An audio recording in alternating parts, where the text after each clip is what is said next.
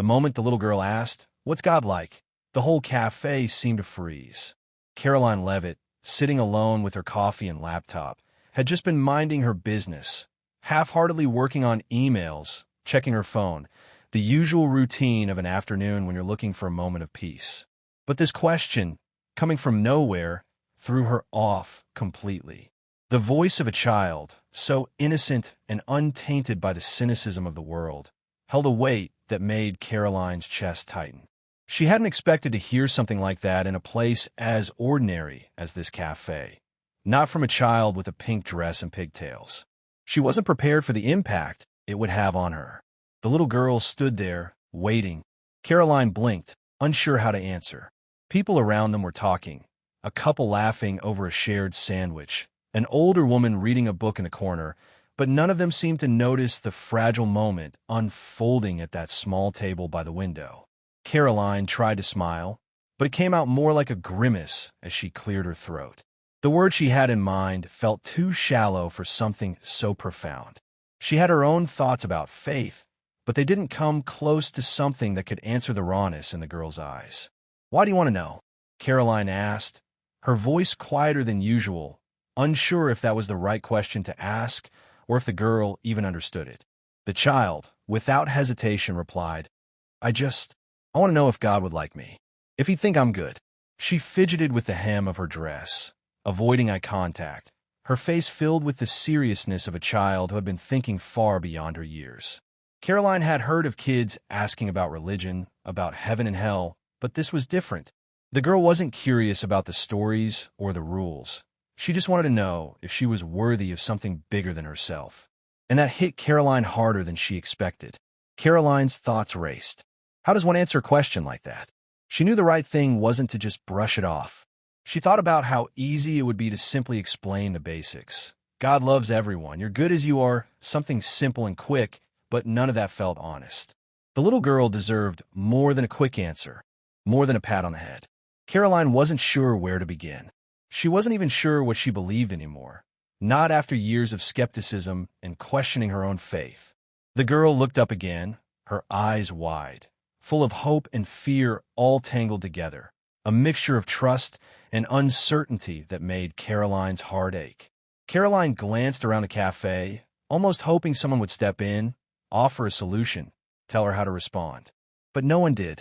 The voices in the room, the clink of cups and the murmur of conversations, seemed so far away now.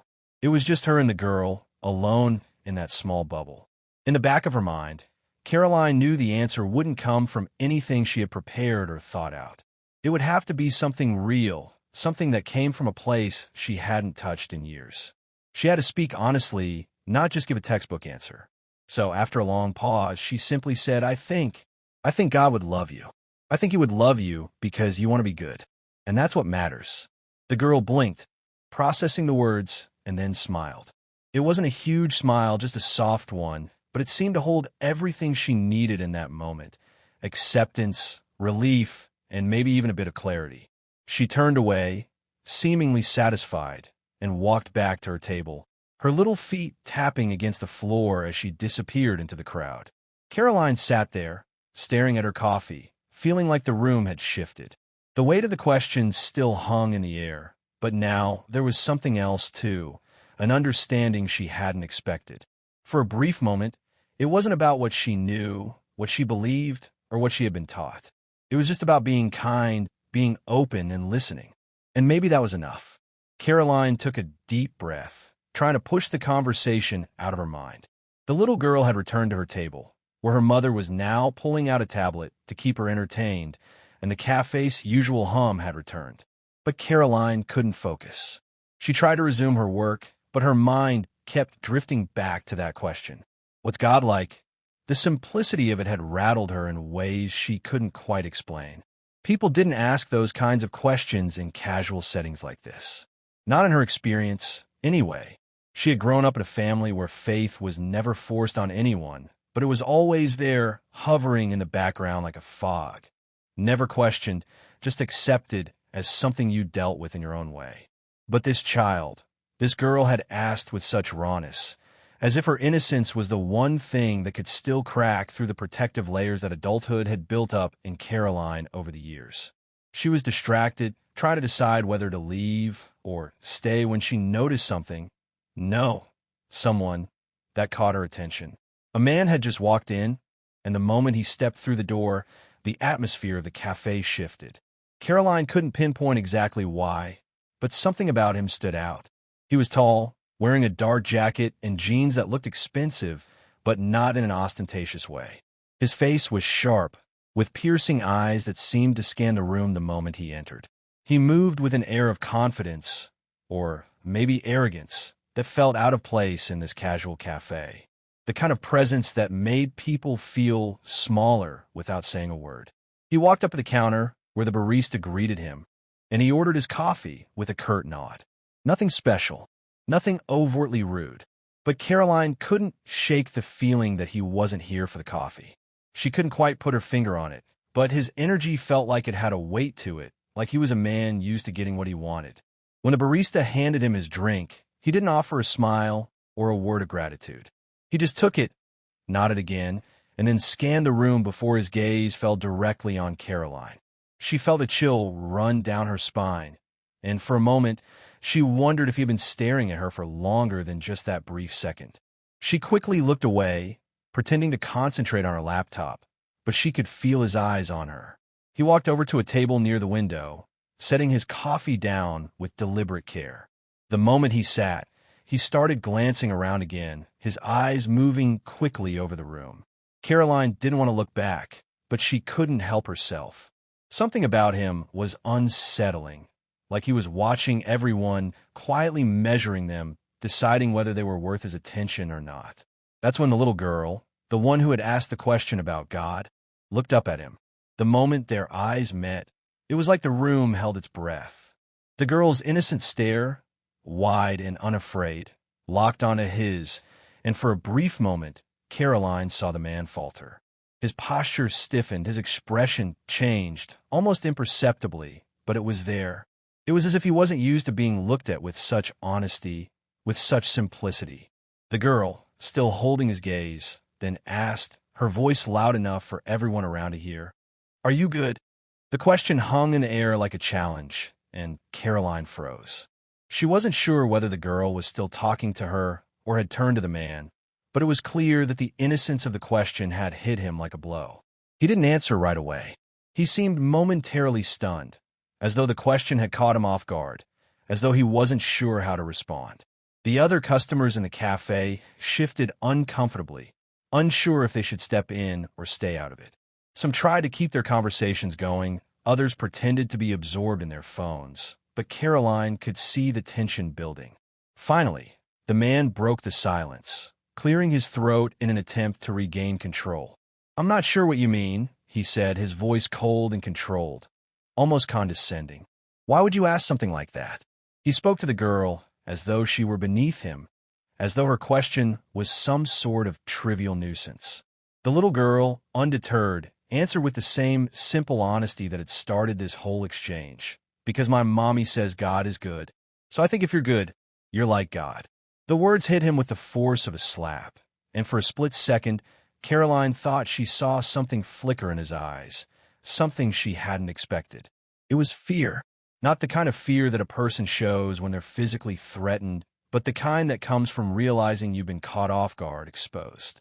His grip on his coffee tightened, and he looked down at the table, unable to meet the girl's gaze. Karoline's heart beat a little faster, sensing that something was about to shift in the room, something neither of them could predict. The man finally spoke again, but this time his voice was shaky, something rare for someone who had carried himself so confidently just moments before. "You don't understand," he said, trying to regain his composure, but it was clear the cracks were starting to show. "Not everyone is good. Some people." He trailed off, as if the words had lost their meaning. His expression wavered between irritation and something else, something deeper, something Karoline couldn't quite place. The girl wasn't backing down. "But God doesn't care. He loves everyone, even if they're not good." She said it so matter-of-factly that it almost sounded like a simple truth, something she had heard and accepted without question. To her, it was obvious. To him, it wasn't. A strange silence fell over the table as the man's eyes met Caroline's for the first time since the girl had spoken. For a brief moment, they locked eyes, and in that instant, she saw it. Something broken, something hidden. He turned his gaze away, quickly standing up from the table. His coffee, still half full, was left behind. The room seemed to exhale as he left, his footsteps echoing behind him as he made his way out the door. Karoline sat still, her mind racing. The air in the cafe felt different now, lighter somehow, but heavier with the weight of everything unsaid.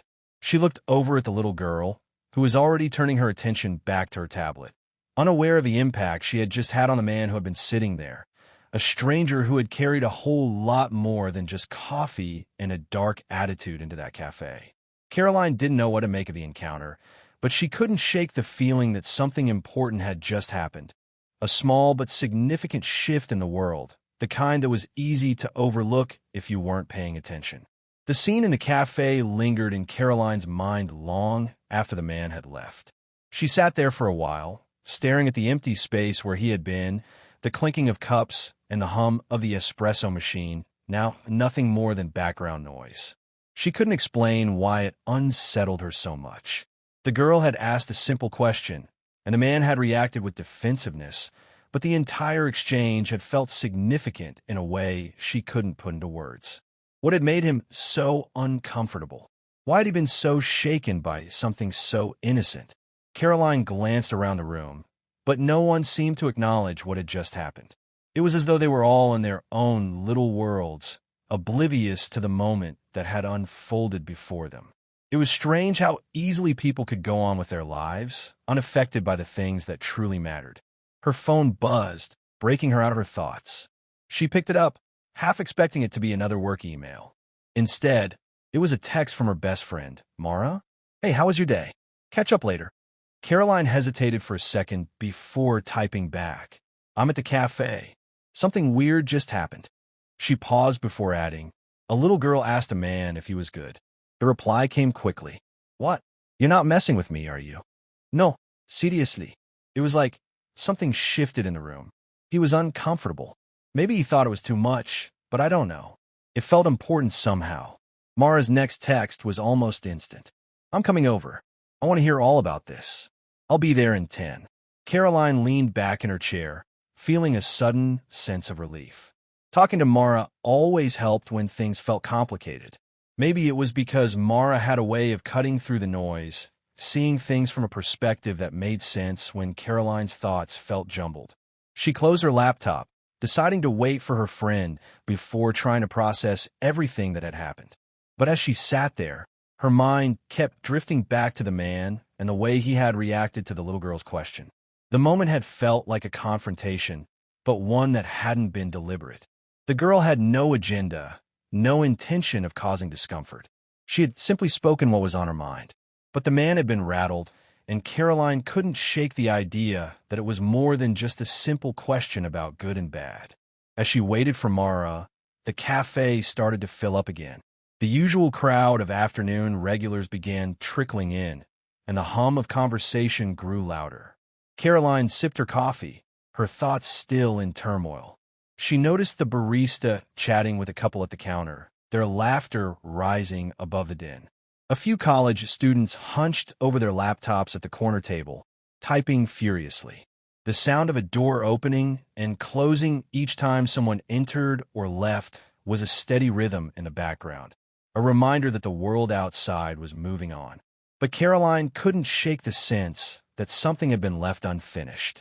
She looked up when she saw Mara walk through the door, her red jacket standing out in the crowd. Mara had a knack for making an entrance, even in a quiet cafe. She waved as she made her way toward Karoline's table, a smile already forming on her face. As soon as she sat down, Mara didn't waste any time. "Okay, you're going to have to explain. What happened?" Her eyes were bright with curiosity, her usual easygoing tone replaced with something more intrigued. Karoline leaned in, lowering her voice slightly so others couldn't overhear. "There was this little girl, probably 6 or 7. She asked this guy if he was good. It was totally out of nowhere. The guy was, well, he looked like someone who was used to being in control. He had that vibe, you know? But when she asked him that question, he seemed so uncomfortable. Like it shook him. Mara raised an eyebrow, clearly intrigued. Wait. She asked him if he was good. And this guy, what was his deal? Was he like some big shot or something? Yeah, kind of. He didn't say much, but he had that look. Rich, successful, maybe even powerful. I don't know. He was cold, a little distant, but when the girl asked him, it was like he didn't know how to handle it. I don't know. She was so innocent about it, and he was just caught off guard. Then he just left. Mara took a moment to absorb this. So this guy was what? Uncomfortable because a little girl asked him if he was good? She laughed, shaking her head. I mean, I get it. Who wouldn't be thrown off by that? But still, there's something deeper here, isn't there? Karoline nodded, her brow furrowed. That's the thing. I don't know what it is, but there's something about his reaction that felt wrong. It wasn't just that he was uncomfortable. It felt like he didn't want to face the question. Like it hit a nerve, like maybe he had done something in his life that he wasn't proud of. Maybe he's been so used to being in control that a simple question about goodness left him exposed. Mara didn't respond right away. She tapped her fingers against the table, her thoughts clearly elsewhere. After a beat, she finally said, that's pretty messed up. People always act like they have it together, especially people who look like they've got everything. But what if they're hiding something? What if they're not good? And I don't mean the obvious stuff. I mean deep down, what if they're just lost? Karoline stared at Mara for a long moment, feeling the weight of her words settle in. I think that's it. I think that's why he couldn't handle it. Because maybe he wasn't ready to face that question. Maybe he's been running from it for years. Mara shook her head. You're probably right. The way people carry their masks around, it's like they don't want to be seen for who they really are. And it takes someone like that little girl to crack it open. That innocence, that honesty, it's so pure, it's almost dangerous. Karoline sat back in her chair, her mind racing. She hadn't expected to talk about this today, not like this. But now, with Mara's words, everything felt clearer. The man had been exposed, even if just for a moment. The girl had asked a simple question, one that forced him to confront his own truth. And in that moment, he had failed to answer. The next few days were a blur for Karoline. She couldn't shake the events that had unfolded in the cafe. It was one of those moments where you feel like you're constantly processing something, but you never quite understand it until it hits you at the most unexpected moment. Despite her usual focus, her work, and everything else, that question, the one that little girl had asked, kept resurfacing in her mind. Are you good? It wasn't the question itself, but how deeply it had unsettled the man and how easily he had avoided answering. What kind of person couldn't handle such a simple inquiry?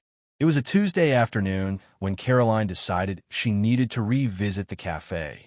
The pull had become too strong to ignore. She didn't expect to find the man again, but the more she thought about him, the more she realized that she couldn't just let this go. Maybe she would see him there, maybe not. But something in her wanted to understand what had happened, why the question had caused such a shift in the room. Maybe she could find clarity or at least some kind of peace with the situation. When she walked in, the cafe felt familiar in the way most places do after you've been there enough times. The same faces, the same barista with her quick smile, the same murmur of conversation and the clink of utensils against ceramic. Karoline ordered her coffee and took a seat at the same table where she had sat before, the one near the window. The seat felt different today, heavier somehow. She couldn't explain why, but as soon as she sat down, her eyes scanned the room. It was almost like she was waiting for something, though she didn't know what. As she stirred her coffee absently, her phone buzzed with a message from Mara. You still over there? You need backup for a weird encounter. Karoline smiled at her friend's constant readiness for anything strange. Her reply was quick. Yeah, but I think I need to be alone for this one. She needed to understand this herself, in her own way, without anyone else's influence muddying her thoughts. Just as she started to focus on the screen in front of her, she heard the familiar sound of the cafe door opening, followed by the quiet shuffle of footsteps. She didn't have to look up to know who it was. The man from the other day had returned. He didn't walk with the same air of arrogance he had before. His posture was different now, slumped, as though he were carrying the weight of something heavy. His eyes scanned the room briefly, and then, without hesitation, he made his way to the counter. The barista greeted him with a small smile, and he nodded in acknowledgement before ordering something, his voice low and quiet. Caroline's pulse quickened. She hadn't expected to see him here, and certainly not like this. There was something about the way he moved now, slower, more deliberate, as if he were trying to make himself invisible. But his presence still stood out. There was a kind of heaviness in the way he carried himself, as though he had been changed somehow, as if whatever he had been running from had finally caught up with him. He grabbed his coffee and walked toward the seating area, his gaze fleetingly landing on her. For a moment, they simply stared at each other, neither of them speaking. It was almost as though time had stopped. Karoline felt the air thicken between them, the questions still lingering, unanswered. She had no idea what was going through his mind, but she knew something had shifted since their last encounter. He seemed softer, less certain. She didn't know what had brought him back, but her gut told her it wasn't by accident. He hesitated for a second, then, as if drawn by an invisible thread, walked over to her table. Caroline's breath caught in her throat. She wasn't sure if she should acknowledge him, or if he would even remember her from their previous interaction. But he did. His eyes locked with hers, and she could see the faintest tremor in his hand as he set down his coffee. "You're here again," he said, his voice almost a whisper. It wasn't the same confident tone from before, but one that was quieter, more vulnerable. "I didn't expect to see you again. I thought I might have been imagining things." Caroline's heart raced, but she kept her composure. "It's just a cafe," she said, her voice steady despite the whirlwind inside her. "People come and go." He nodded, but the words seemed to hang there, unfinished. He was searching for something, but whatever it was, he wasn't finding it in this conversation. After a few moments of silence, he spoke again, this time in a way that seemed almost desperate. "That girl, I've been thinking about what she said. I haven't been able to stop thinking about it." His eyes fell to his coffee, and he fiddled with the cup in his hands, unable to look her in the eye for long. "She asked if I was good. I don't think I've ever been asked something so simple, but it made me realize something. It's like I've spent my whole life running from that question, from facing what it really means." Caroline's voice softened, her curiosity piqued. "What do you mean, running from it?" He exhaled deeply, his gaze lifting to meet hers. "I've built my whole life around control, around appearing like I have everything together. I've been successful in the things that matter, money, power, respect, but I've never stopped to think about how I got here, or if it was even worth it. I've hurt people along the way, done things I'm not proud of. And that little girl, she made me realize that maybe all of this mask I wear, isn't as strong as I thought it was. She made me question whether I'm really good, or if I've just been hiding from that truth." Karoline felt her heart clench. There was the truth, raw and exposed. The man was unraveling before her, and the weight of his words hit her with an unexpected force. She hadn't expected this. She hadn't expected him to open up in this way, to reveal this much of himself. For a moment, she wasn't sure how to respond. She wasn't sure what he needed from her. But the sincerity in his eyes, the way he was struggling to come to terms with his own choices, made her feel like maybe, just maybe, he wasn't beyond redemption. "You're not alone in that," Karoline said quietly. "We all hide from something. But the fact that you're here, the fact that you're facing it now, means something. It's never too late to be better. You don't have to have it all figured out, but you can start." Maybe that's what she was trying to tell you. The man was quiet for a long time, his gaze still fixed on her. He seemed to be searching for something in her words, something he had been searching for in himself, but hadn't yet found. Finally, he spoke again, his voice barely above a whisper. "Thank you. I don't know if I can change everything, but maybe I can start with being honest. With myself, and with others." The weight in the room shifted then, as if the air itself had been exhaled. Karoline could feel the shift, too. It wasn't dramatic or grand, but something important had just happened. He had been exposed, not just by the little girl, but by his own reflection in her innocence. He had faced the truth, however fleetingly, and maybe, just maybe, it would be the first step towards something different. The man stood up slowly, his movements less stiff than before. He looked at her, the faintest trace of gratitude in his eyes, before turning to leave. But this time, Karoline didn't feel the same unease she had before. This time, she saw the possibility in him, the possibility of change. And she knew, somehow, that it wasn't the last time their paths would cross. A week passed before Karoline found herself returning to the cafe, and when she did, it felt like a different place. She had been so caught up in the man's words, in that unexpected revelation, that she hadn't realized how much it had affected her. The world around her seemed quieter now, more reflective, as though she had shifted into a different version of herself after that conversation. The weight of his honesty lingered, not just in her thoughts, but in the way she saw the people around her. People she had never really paid attention to before, now felt more real, more human. It wasn't just about their outer lives, what they wore, where they lived, what they did. She began to see the cracks beneath the surface, the moments where they, too, were hiding their truths, pretending to be something they were not. Maybe everyone was running from something. The cafe, as it often did on a quiet morning, offered a brief sanctuary from the noise of her mind. She sat at her usual table, not expecting anything extraordinary to happen, but with a quiet sense of anticipation. It was only when the door opened that she felt her heart skip a beat. He was there again, the man from the week before.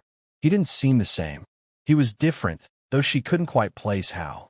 His steps were less hurried, his posture more relaxed, almost as if he had let go of something he'd been holding on to for a long time.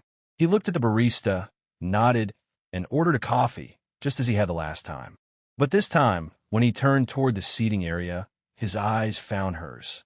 She met his gaze, not with the hesitation or uncertainty that had marked their previous interaction, but with something else. Curiosity, understanding. He walked over to her table and stood there for a moment, the same gentle discomfort she had seen before still hanging in the air between them. He set his coffee down, though he didn't sit immediately. Instead, he looked at her, as if weighing whether he should say something or if he should leave things unsaid, as they had been before.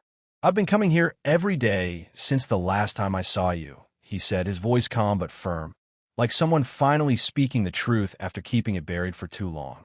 "I've been thinking about what you said, about being honest, about facing what's inside me."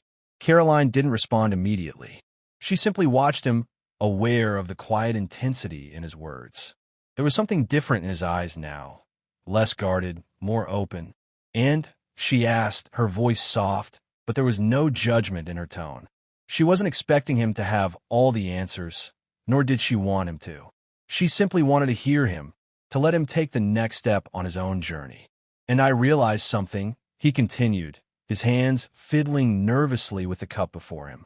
"I've spent most of my life pretending that I had it all together, that I could control everything. But the truth is, I've been running away from the one thing I needed to face, my own choices. The person I've become. I don't want to be that person anymore." Karoline's heart tightened as she listened to him, the rawness in his words hitting her deeply. She wasn't sure why, but hearing him say those things, seeing him wrestle with himself, made her feel like she was witnessing something profound, something that could change him. Change anyone who was willing to look at themselves honestly. She could hear the sincerity in his voice, and for the first time, she didn't feel like she was talking to a man who was hiding behind his wealth or his success. She was talking to someone who was finally confronting his own humanity. "I'm trying to figure out what comes next," he added, almost hesitantly, as if admitting his uncertainty made him vulnerable in a way he hadn't been before.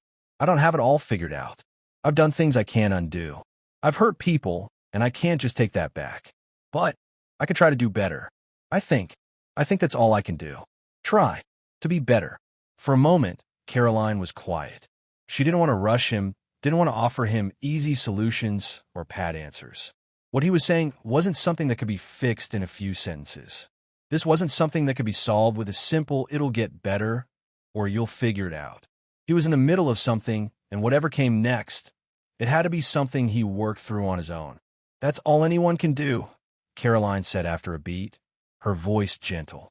No one has all the answers, but the fact that you're asking yourself those questions, that's already a start. That's more than a lot of people ever get to. He nodded slowly, taking in her words. There was a long pause between them, and Karoline didn't feel the need to fill it with words. She simply let the silence be a space for him to reflect, to let the weight of everything he had just said settle. When he finally spoke again, there was a new sense of calm in his voice. I don't expect things to be perfect or for everything to change overnight, but I don't want to keep running anymore. I've been running from my own mistakes for too long. I want to face them. I want to be someone who can look at himself in the mirror and know that, at least in this moment, I'm doing my best to be better. Karoline smiled softly, her eyes meeting his. She didn't need to say anything more. He had already said what needed to be said. And in that moment, she realized something. This encounter, this moment in time, wasn't just about him. It was about the way people carried their burdens, the way they try to hide their flaws, their regrets. But the most important part was that change wasn't a destination. It was a journey, one that had to start with a single step. And sometimes that step was just the willingness to admit the truth. She didn't know where this man's path would lead, but she could see that, for the first time, he was ready to walk it. The man stood up, his eyes meeting hers one last time. "Thank you," he said, his voice steady but full of something deeper, gratitude, or maybe just a recognition that things were no longer the same. "For listening, for being here. I think I needed this, more than I realized." Karoline nodded, the weight of his words still sitting heavily in her chest. She watched him walk toward the door, a different person than the one who had entered. It wasn't about grand gestures or huge declarations. It was about the quiet moments of truth, the willingness to face what was hard, and the hope that, in time, things could change. As the door closed behind him, Karoline felt something shift inside her, too. It wasn't just about him anymore. It was about how people could change, how they could find the courage to face the things they'd been running from. The world wasn't perfect, and neither were people, but there was beauty in the effort. There was beauty in trying to be better. And for the first time in a long time, Karoline felt hopeful about the future.